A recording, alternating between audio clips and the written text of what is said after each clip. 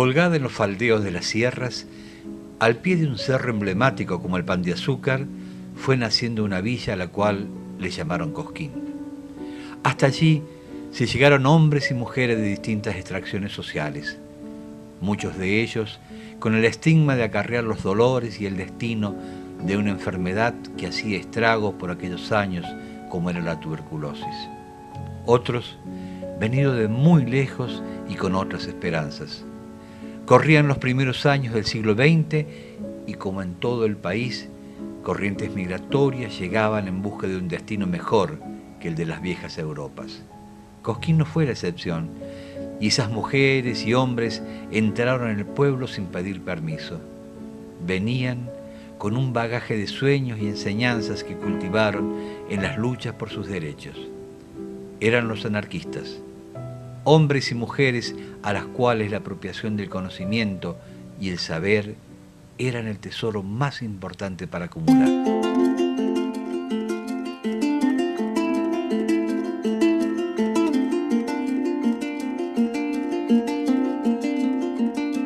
El trazo de una lapicera se extiende a lo largo de un improvisado libro de actas, a donde se deja leer una idea, una frase. Que la biblioteca sea netamente proletaria, porque el acceso al local de la burguesía alejaría a los obreros. Así, de este modo se expresa Arnaboldi, uno de los primeros integrantes de la comisión. Tal vez un anarquista venido de lejos, tal vez un comunista, tal vez un obrero dolorido por cómo eran tratados en sus trabajos, tal vez tantas cosas. Los nombres de José Furlan, Arturo Arias, Wolf Erlanivsky, Humberto Grosso, Hugo Di Gennaro, Victoriano Vidal, Domingo Romagnoli, Ángel Andreatta, Roberto Heredia, Manuel Solé, Ángel Molina, Gregorio Israelevich y José Lucena, todos ellos desde las Europas llegaron a la Argentina. De Las Tunas, donde trabajaba mi padre con mis tíos, hermanos de mi madre, don Victoriano y don Eleuterio Vidal, trabajaban en la cantera de granito. Ella venía a las mañanas temprano, no todos los días, y hacía esto. Entonces llamó a esa persona y dice, estoy pidiendo, ¿sabe lo que estoy pidiendo yo aquí? No se ría, señora, estoy pidiendo cultura para Cosquín. Estoy pidiendo que en Cosquín haya una biblioteca popular. Cosquín tuvo un bagaje de cultura que desde muy lejos trajeron los inmigrantes. Enseguida se remite a antiguos viajeros que con sus valijas fueron llegándose al pueblo. Es el caso de los inmigrantes anarquistas picapedreros, como los Vidal, los Muñoz, los Chabré, y aún en estas viejas ruinas se conservan las labores de aquellos hombres y mujeres que de duras manos trabajaron la piedra. Cincel y martillo en mano, durante horas moldeaban la misma. Allí está el monumento a San Martín, en la plaza homónima en la ciudad de Córdoba, que de la mano de Eleuterio Vidal, Victoriano Vidal y Valentín Muñoz hicieron dicho monumento. Doña Felicita Vidal de Muñoz. Allí comenzó. Después venían desde Las Tunas, a veces una vez por mes, a veces cada 2 meses, a las reuniones que se hacían, que le facilitaba la escuela Manuel Laínez, número 87, que estaba en la calle Mendoza, hacia el lado del río, donde corre el lado este. Estaba el colegio Manuel Laínez, que le facilitaba un aula para que se reunieran. No solamente venían personas ya de Cosquín, sino que venían enfermos con permiso y en actividad con su enfermedad, que no la vamos a nombrar porque no hace falta, ya sabemos cuál era. Venían abogados, venían gente muy preparada para luchar y para tener la biblioteca popular en Cosquín. El 5 de junio de 1926 se adquiere el terreno para la realización de la biblioteca y se escritura el lote a nombre del doctor Cetrángolo. pasar los años adquirieron el terreno donde está actualmente la biblioteca, que es en la calle ahora Jerónico, al 700 era, al 700. Y no quiero saltear personas tan importantes que fueron las primeras que condujeron esa biblioteca, que estuvo años y años, doña Elena Castillo de Del Castillo. Esa señora tenía una pequeña vivienda y allí vivía con su esposo. Le decíamos, el nombre no recuerdo, tenía un nombre, no recuerdo el nombre, pero era de Del Castillo, hermana de la esposa de Servidio, hermano. Se casó con doña Elena Castillo de Del Castillo.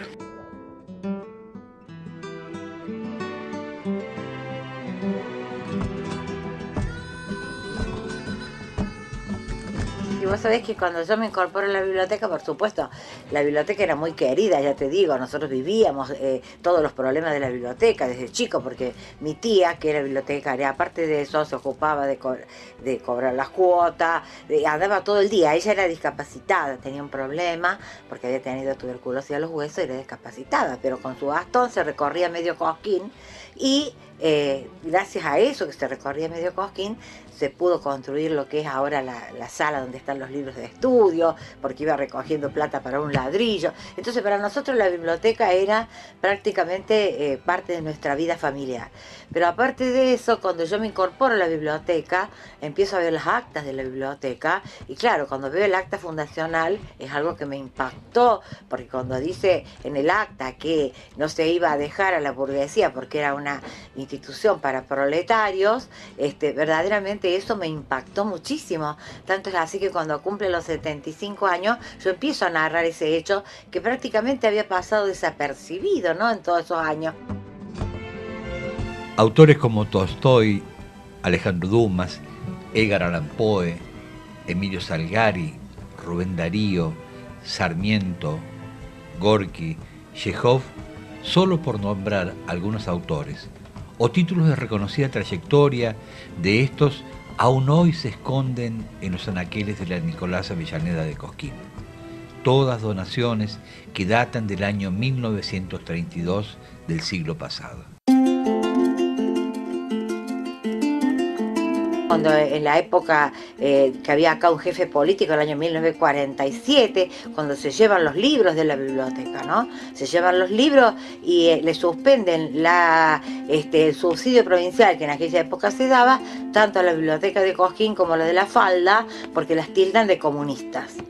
Siempre que he estado estudiando, buscaba una biblioteca para ir a hacer mis prácticas, para hacer los trabajos que tenía que hacer. Y llegué a esta que realmente, como usted acaba de decir, es un culto a la cultura muy popular. Acepté, por supuesto, y vine acá y lo primero que hice fue volcarme al archivo, el archivo de depósito que tenía, y descubrí el patrimonio que tiene esta biblioteca de esta ciudad de Cosquín, que ojalá la mayoría de los coscovinos la conocieran. Cuando uno empieza a ver y a estacionar los libros y ve que tienen libros de 1780, y eso no es nada. Cuando uno ve lo que ha venido de gente a las consultas, a hacer conferencias, empezando por Monseñor Andrea, que a mí me atrajo mucho porque en Buenos Aires estaba y conocía bien el hogar de la casa de Monseñor de Andrea, y él ha hecho aquí, hizo una colonia o algo así, pero ha venido tan seguido y en los diarios antiguos estaban no solo de él, ¿no? Me llamó la atención de él porque ha venido y yo lo apreciaba mucho, sino también toda la cantidad de conferencias que ha tenido, y después aparte de todo eso, la cantidad de material. Pasó el tiempo y la biblioteca allí, en ese lugar precario que le prestaba el Colegio Laínez, se fundó. El 8 de febrero de 1942 se resuelve en asamblea denominar con el nombre de Biblioteca Popular Nicolás Avellaneda a este centro cultural de Cosquín.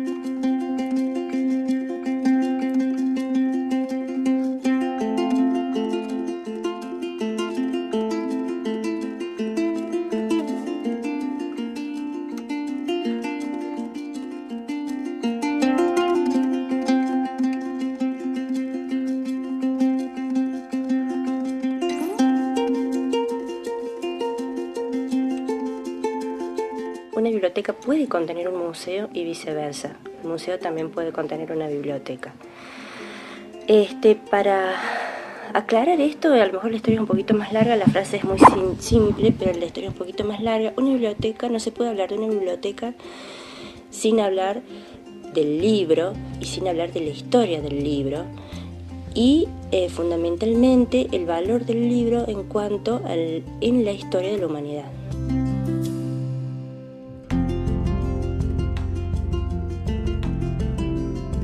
En los primeros años, expositores como el doctor Armando Sima, el doctor Sayago, entre otros, dictan una serie de conferencias sobre temas referidos a la salud.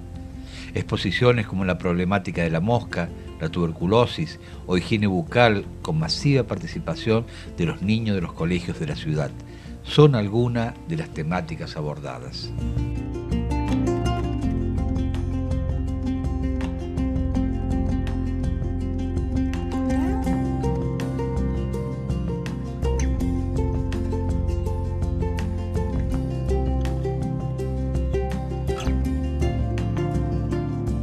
Era necesario unir a todas las bibliotecas de la provincia. En el año 1941, la Biblioteca Nicolás Avellaneda tiene un gran protagonismo en la fundación de la Federación Nacional de Bibliotecas Populares.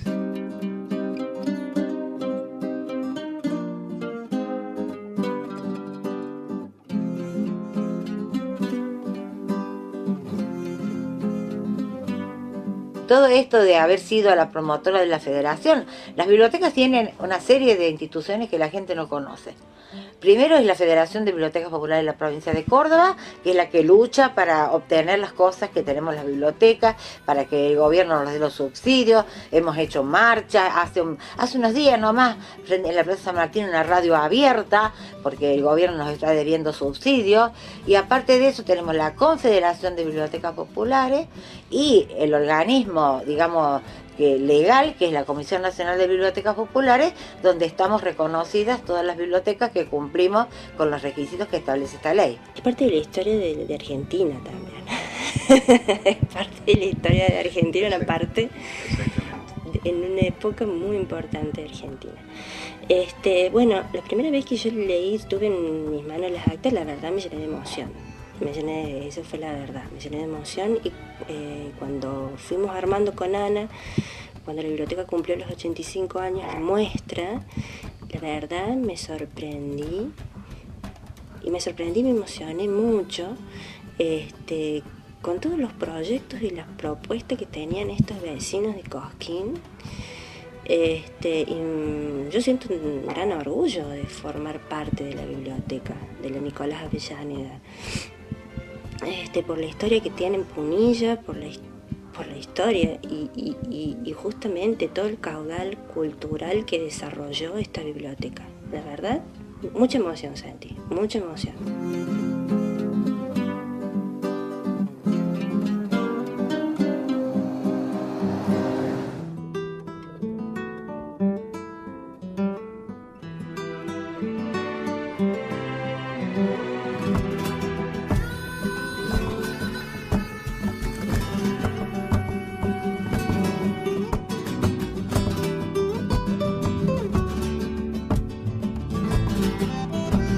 Formé parte de la comisión, tuve acceso al libro de acta, ya me puse a leerlo, me gustó el tema, incluso sin permiso de nadie me lo llevé de casa, uno me puse a leerlo.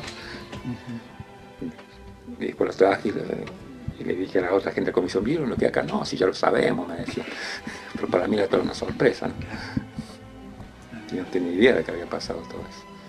Uno siempre de afuera se queda la imagen de la biblioteca, un edificio con libros y no pasa nada, ¿viste?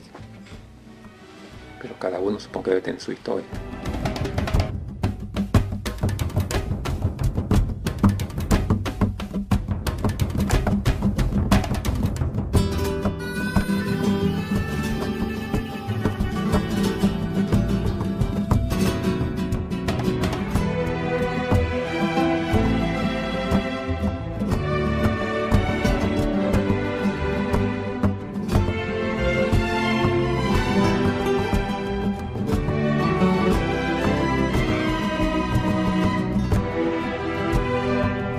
Inclusive de la biblioteca también surge la idea del liceo.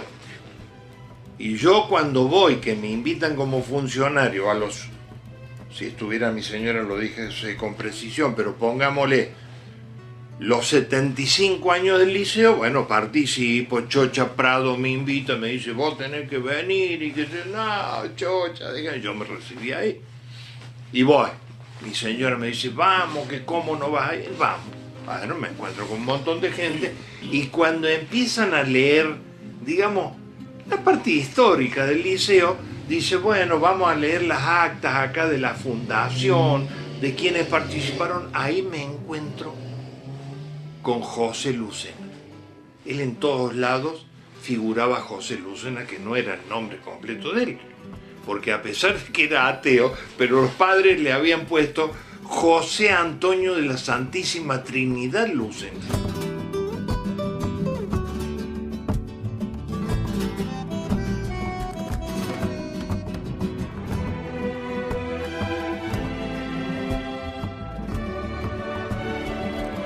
Hablaban, eran comunistas y comunistas y comunistas, y el viejo Lucena, en esa oportunidad se le encuentra a Garralda ahí en lo de los retarazos. Claro, lo saluda al escribano y según lo que a mí me relatan después y lo corrobora un restarazo, se le dice, usted es el senador Garralda. Usted es el que anda diciendo que yo soy comunista. Dice, mire señor, yo soy peor que los comunistas. Porque antes de venirme tuberculoso, que me trajo el doctor Cetrángulo al Hospital Santa María, yo ponía bombas en Buenos Aires todos los días. Un retarazo me decía, porque era chiquito, el viejo Lucena era chiquito. Entonces, un retarazo pasado los años contando, decía, mira, daba ganas o de largarse a raíz de verlo al viejo Lucena, y por ahí le revolvió y le metió una cachetada.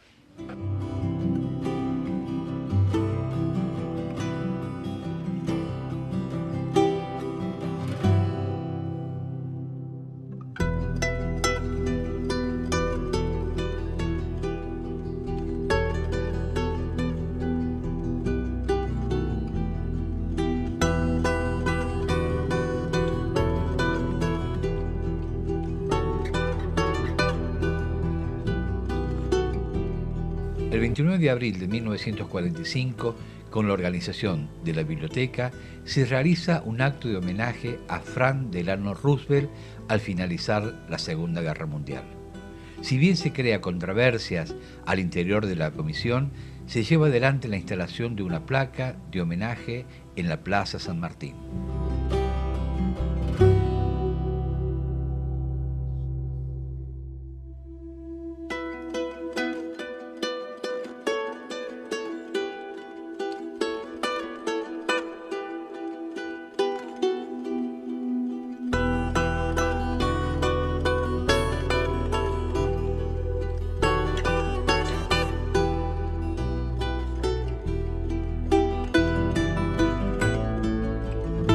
Entre los años 1952 y 1957 se crea el grupo de teatro de la biblioteca. Se pone, entre otras, en escena obras tales como El Puente de Carlos Gorostiza y El Avaro de Molière, y algunas obras de Alejandro Casona y Anton Chekhov. Yo he sido testigo de los ensayos del teatro que se hacían acá en la biblioteca, Walter Subrietti, Don Ziegler, cantidad de gente que formaba el Teatro del Alma Encantada, venía acá a la biblioteca muchas veces a ensayar. Aparte, la biblioteca tenía su propio teatro, que hizo varias obras, el Avaro, varias obras, inclusive que el Martín Fierro, mira, fue una de las obras que se llevó a Buenos Aires. O sea, cosas que se hicieron acá adentro, que si no eran propios de la biblioteca siempre estaba interesada.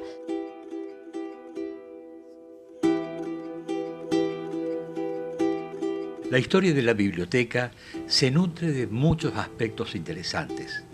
Por ejemplo, en 1944 se realiza un homenaje para una persona de la comunidad que había fallecido, y resaltamos esto porque se proyectó un film llamado Mujer contra Mujer.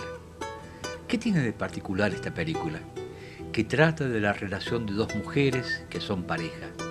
Tengamos en cuenta que fue en la década del 40 y la amplitud intelectual de los dirigentes de la biblioteca habla del inmenso valor de ellos para exhibirlo.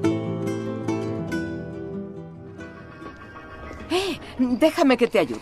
Ya está, no ya está. está. Vas a lastimarte la espalda. Anda, cállate. Estoy bien, solo un poco cansada, nada más. ¿Seguro que estás bien? Ahora te la daré. Oh. Eres una vieja tonta y refunfuñona. Oh, Dios mío. No estés mucho ahí fuera. Descuida.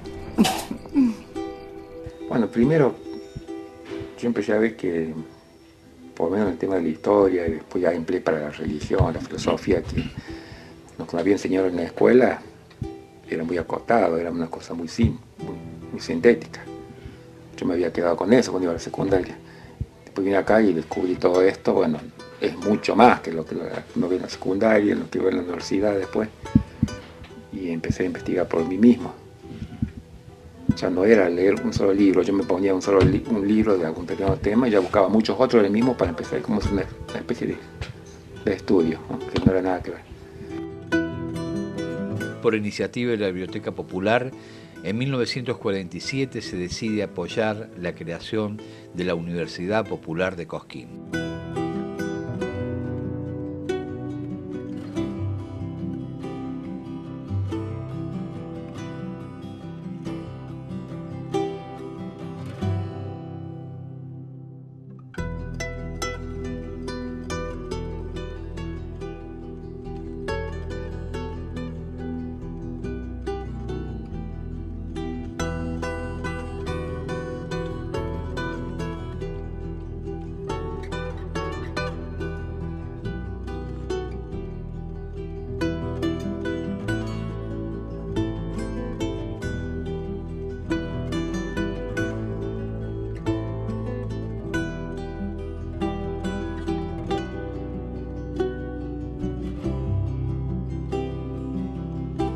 En la década del 60, la Biblioteca Nicolás Avellaneda comenzó a ser el recinto de las primeras reuniones del Ateneo Folclórico de la Comisión Municipal. Cosquín daba sus primeros pasos para salir del estigma de ser una ciudad que albergaba a enfermos de tuberculosis solamente. Y allí estaba la biblioteca, este ámbito de saber y de conocimiento. A través del Ateneo se fue construyendo otra idea del festival, el Congreso del Hombre Americano, que albergó en la ciudad a reconocidos expositores venidos de todo el país y de otros lugares de América Latina.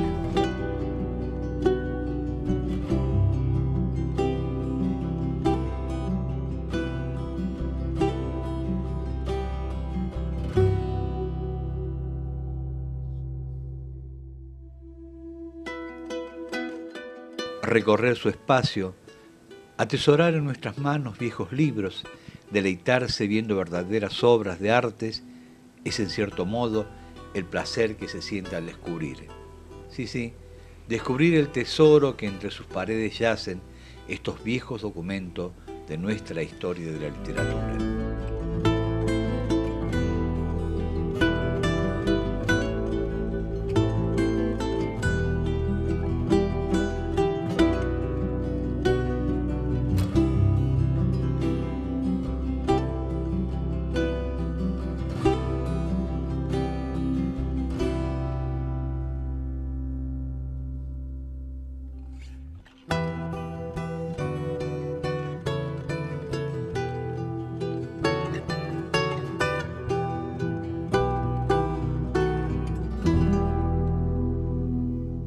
Los verdaderos libros incunables son los libros en donde las ediciones fueron muy limitadas, y se puede decir que un libro incunable es desde lo que fue, digamos, la imprenta o el descubrimiento de la imprenta hasta casi 1700, 1600, en donde las ediciones eran muy limitadas, ¿no es cierto? Sin duda que existen libros incunables mucho más antiguos, no en esta biblioteca. En esta biblioteca los libros más antiguos que tenemos son del 1870, creo que es una Biblia, y 1880, que son libros de historia argentina. Y son incunables. En ese punto no podemos decir que son incunables, son libros, ahí tenemos la definición del libro antiguo, que es tanto, se define un libro antiguo por la forma de encuadernación y por el proceso del papel con el cual se industrializó. Hay que tener en cuenta que el papel es un elemento vivo. Los libros son elementos vivos, porque el papel es un elemento vivo. El papel es un elemento totalmente orgánico, más allá de que en su composición existan ácidos que son terriblemente corrosivos, como el ácido nítrico. Bueno, se están usando otro tipo de ácidos, y últimamente en la tecnología del papel se está usando el blanqueado alcalinamente. Vamos a ver qué dicen las resmas que vienen, papeles alcalinos. Y en la pesque con una cañita de bambú. Y llegaron los tiempos actuales, el canto de los niños, el coro y los diversos cursos que allí se dictan.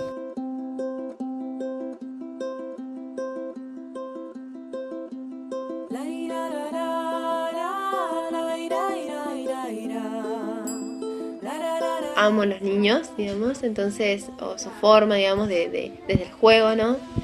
Y además de aprender a hacer técnica vocal, digamos, que es fundamental, es aprender desde el juego, que la música está dentro de uno, ¿no? De cada niño, entonces hay que comenzar a encontrarle una forma, ¿no? Para que se vaya encauzando todo eso, ¿no? Y el juego es la mejor forma. Por lo menos yo lo siento así. Entonces, a partir del movimiento, ellos van incorporando cada palabra, cada letra, se van acordando también de la letra, le encuentran un significado a la letra. Entonces, el movimiento es una forma también de recordar la letra, de aprender lo que dice la letra y de poder expresarse desde el juego, ¿no? Y me di cuenta que lo coral era lo mío. Y bueno, y ahí empecé a estudiar en la Universidad Nacional de Córdoba, dirección de coros. Y bueno, justo me enteré que el coro de la biblioteca no estaba funcionando, me crucé con Ana, que es la directora de acá, y me dice, Agus, ¿por qué no querés comenzar con el coro vos? Le dije, bueno, sí, vamos. Conversando con Ana, y ella me planteaba la necesidad de la biblioteca, primero, de que este curso genera mucho movimiento de gente, ¿no es cierto? Nosotros sabemos que la biblioteca es un espacio que por ahí está un poco abandonado, ¿no es cierto? Entonces es la oportunidad de darle un poco de movimiento y de recambio de personas. Yo creo que la biblioteca ha tenido la característica de ser, quizás de darle entrada a todos, que fue lo que la ha diferenciado, digamos. O sea, si bien hubo gente que formaba parte de alguna manera, renombrados y demás, pero tuvo la característica, creo yo, ¿no? Es mi análisis, de que la biblioteca siempre ha estado abierta, siempre ha sido, digamos, receptora de ideas, receptora de opiniones, nunca se ha censurado a nadie en la biblioteca ni nada. Entonces creo que más allá del deber ser o del ideal ese que había, ¿no es cierto?, la realidad es otra, y bueno, se ha tenido que adaptar la biblioteca, o esos ideales se han tenido que adaptar a la realidad. Bueno, fue muy importante entrar a la biblioteca y conocerla, porque de hecho es otra de las cuestiones que sucede, que mucha gente no sabe dónde está la biblioteca. Es una biblioteca que tiene 100 años casi, y la gente de Cosquín no sabe. Hay una biblioteca en Cosquín. Entonces uno se sorprende, ¿no? Gente grande, chicos, Y lo que quiero destacar también es el trabajo que se realiza con las escuelas primarias para acercar a los chicos. Se hacen jornadas de lectura de cuentos para niños de las primarias. Entonces ellos vienen, hacen como una visita guiada a la biblioteca y es una forma también. Yo creo que es un trabajo, una construcción y un trabajo grupal, ¿no es cierto? Un trabajo colectivo entre las instituciones, las escuelas, los mismos padres y, por supuesto, la biblioteca, ¿no? Ellos tienen un espacio de encuentro en este lugar en el cual se combina la tecnología con el material en soporte papel. Ellos vienen a hacer sus tareas y lo han tomado como punto de encuentro. ¿Por qué? Porque, bueno, en este momento en las viviendas ya la gente no se junta, en la casa ya no tienen prácticamente libros. Entonces acá combinan. Pueden usar sus computadoras con nuestro Wi-Fi, pueden usar nuestro material bibliográfico y pueden realizar todas sus tareas acá.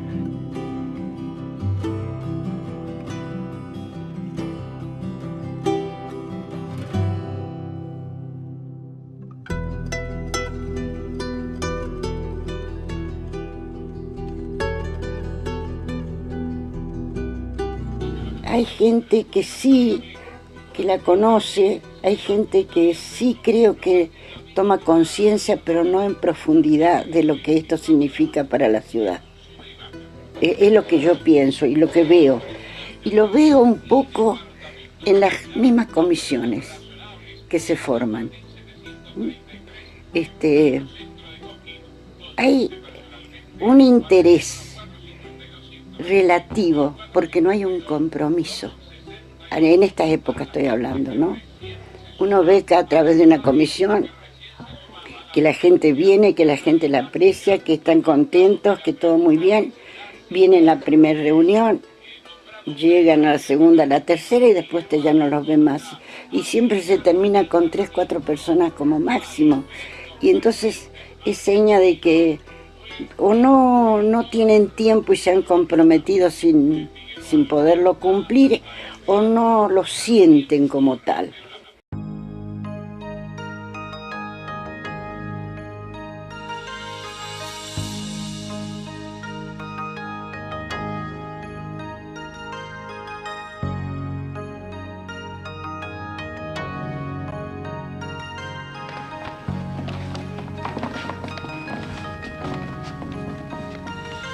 Y ahora sé que quien es dueño de su voluntad y posee una inteligencia poderosa, consigue fácilmente imponerse a los demás hombres. Que el más osado es el que más razón tiene a los ojos ajenos. Que quien desafía a los hombres y los desprecia, conquista su respeto y llega a ser su legislador. Esto es lo que siempre se ha visto y siempre se verá. Hay que estar ciegos para no advertirlo. Y si el hombre no es un ser miserable, o por lo menos todos los hombres, entonces habría que admitir que nos dominan los prejuicios, los temores vanos, y que uno no debe detenerse ante nada y ante nadie. Obrar es lo que hay que hacer. Los vecinos se marcharon, uno tras otro, con ese extraño sentimiento de íntima satisfacción, que ni siquiera el hombre más compasivo puede menos de experimentar ante la desgracia ajena, incluso cuando la víctima es un amigo estimado.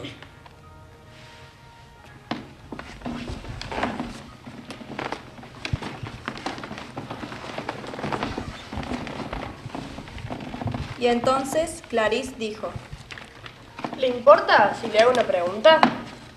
¿Desde cuándo es usted bombero? Desde que tenía 20 años, hace 10. ¿Leyó alguna vez alguno de los libros que quema? Montag se rió. Pero por favor, si los prohíbe la ley. Oh, claro. Es un hermoso trabajo. El lunes quemar a Milei, el martes a Whitman, el viernes a Fournier. Quemarlos hasta convertirlos en cenizas y quemar las cenizas nuevamente. Eso es nuestro emblema general. ¿Le gustaría Montag leer algún día La República de Platón? ¿Le gustaría leer a Marco Aurelio? El señor Simmons es Marco Aurelio.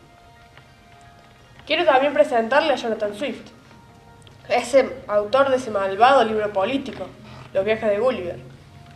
Y ese otro es el señor Charles Darwin. Y ese otro es Schopenhauer. Y este es Einstein.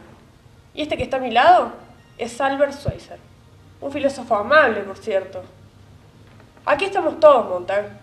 Aristófanes y Mahatma Gandhi, y Gautama Buda, y Confucio, y Thomas Love Peacock. Todos rieron calladamente. No puede ser, dijo Montag.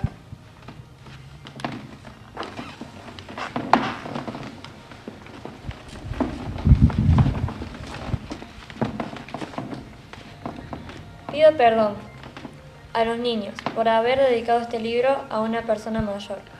Tengo un motivo importante para ello. Esta persona mayor es el mejor amigo que tengo en el mundo. Tengo otro motivo.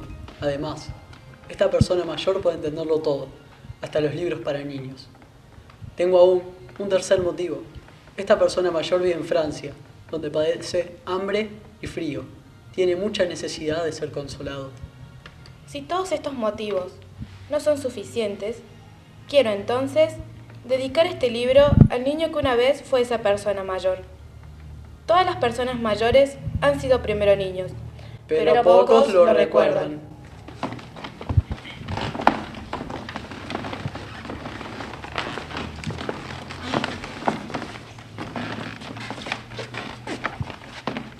Verano. Los domadores dormían en sus carromatos, alineados a un costado de la gran carpa. Los animales velaban desconcertados. No era para menos. 5 minutos antes el loro había volado de jaula en jaula, comunicándoles la inquietante noticia. El elefante había declarado huelga general y proponía que ninguno actuara en la función del día siguiente. ¿Te has vuelto loco, Víctor?, le preguntó el león, asomando el hocico por entre los barrotes de su jaula. ¿Cómo te atreves a ordenar algo semejante sin haberme consultado? El rey de los animales soy yo. La risita del elefante se desparramó como papel picado en la oscuridad de la noche. El rey de los animales es el hombre, compañero. Y sobre todo aquí, tan lejos de nuestras selvas. ¿De qué te quejas, Víctor? Interrumpió un osito gritando desde su encierro. ¿No son acaso los hombres los que nos dan techo y comida? Tú has nacido bajo la lona del circo, le contestó Víctor dulcemente. La esposa del criador te crió con mamadera. Solamente conoces el país de los hombres y no puedes entender aún la alegría de la libertad. ¿Se puede saber para qué hacemos huelga?, gruñó la foca, coleteando nerviosa de aquí para allá. Al fin una buena pregunta, exclamó Víctor entusiasmado. Y ahí nomás les explicó a sus compañeros que ellos eran presos, que trabajaban para que el dueño del circo se llenara de dinero, que eran obligados a ejecutar ridículas pruebas para divertir a la gente, que se los forzaba a imitar a los hombres, que no debían soportar más humillaciones, y que patatín, y que patatán. Y que patatín fue el consejo de hacer entender a los hombres que los animales querían volver a ser libres, y que patatán fue la orden de huelga general.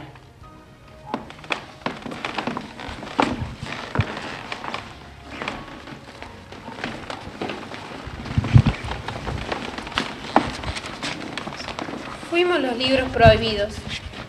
Que nunca más desaparezcan nuestras palabras en manos de los intolerantes.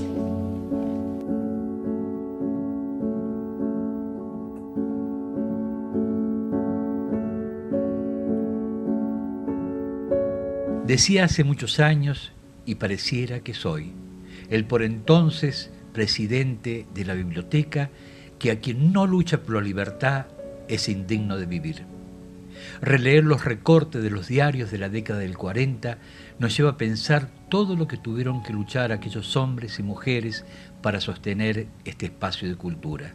Fueron acusados de profesar ideas extremistas y todo porque los integrantes de la biblioteca ayudaron a la Asociación Femenina Antiguerra y al Comité de Ayuda al Pueblo Español. Son jirones de nuestra historia, la historia de este pedacito de cultura en Cosquín, y en esos jirones se trasuntan ideas anarquistas y republicanas de la época.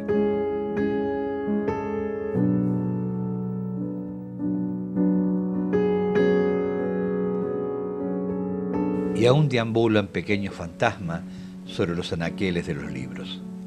Son los viejos y nuevos escritores que a cada momento en que abrimos los textos dejan escapar los pensamientos, los saberes, los conocimientos. Son ellos los que nos hacen pensar con la cabeza y no con la boca. Por allí, escondido andará un Olivero Girondo, un Molière, un Rodolfo Walsh, una Laura de Betaille, un Ray Bradbury, o tal vez tantos otros grandes escritores que algunos, en tiempos determinados, han querido hacer callar. Y también están los fantasmas de aquellos pioneros que con las manos endurecidos por el trabajo soñaron con esto, que es la cultura en una biblioteca. Y dicen que cada tanto aparece un cajoncito de madera frente a Casa Longo y una joven muchacha se para encima arengando los transeúntes coscoínos al grito de necesitamos de cultura, necesitamos una biblioteca.